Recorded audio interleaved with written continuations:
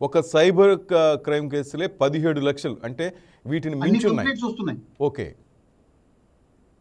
అంటే cyber crime మామూలు crimes కంటే మించిపోయింది. Yes sir. ఇప్పుడున్న పోలీసు వ్యవస్థ అంతా కూడా మామూలు క్రైమ్స్ కు, దానికి సంబంధించిన అవగాహనకు, దానికి సంబంధించిన పోలీస్ స్టేషన్స్, దానికి సంబంధించిన శక్తి ఉన్నది. ఆల్రెడీ పోలీస్ డిపార్ట్మెంట్ లో 500 మందికి ఒక పోలీస్ ఉండాల్సిన ఇంటర్నేషనల్ స్టాండర్డ్ లో మన దగ్గర 20,000 మందికి ఒకరు ఉంటున్నారు. ఆల్రెడీ పోలీసులకు 40 రెట్ల పని ఎక్కువ ఉంది.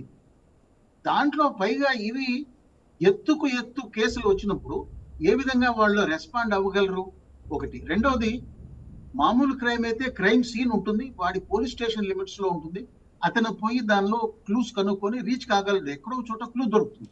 ఇది అలా కాదు, ఆన్లైన్ లో జరుగుతున్న నేరం కాబట్టి వాళ్ళు విజయవాడ అని చెప్తే ఏ అమెరికాలోనో ఉండవచ్చు. అటువంటి అనానిమస్ గా చేయగలిగిన ఆన్లైన్ క్రైమ్స్ లో పోలీసు ప్రతి చోటకు వెళ్ళి ఇండియా అంతా తిరిగి అబ్రాడ్ అంతా లెటర్ రాసుకొని డేటా తెప్పించుకొని దాని ద్వారా చేయాలంటే చాలా కష్టం అవుతుంది. దానికి కూడా గవర్నమెంట్ ఆఫ్ ఇండియా, తర్వాత స్టేట్ గవర్నమెంట్స్ అన్ని కలిసి I4C అని ఒక యూనిట్ ని పెట్టారు.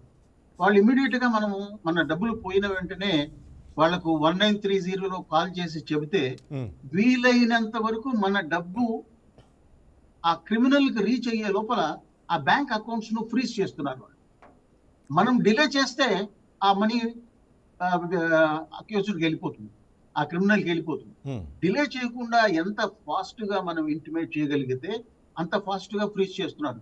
లాస్ట్ 2-3 years గా దాదాపు సంవత్సరానికి 600 కోట్ల దాకా ఆపి దాన్ని విక్టిమ్ కు రిటర్న్ చేయడం జరిగింది. ఎన్ని కోట్లకు? 7,000 కోట్లకు 600 కోట్ల దాకా ఆపగలిగారు. మిగిలింది వేరే వాళ్లకు వెళ్ళిపోతుంది.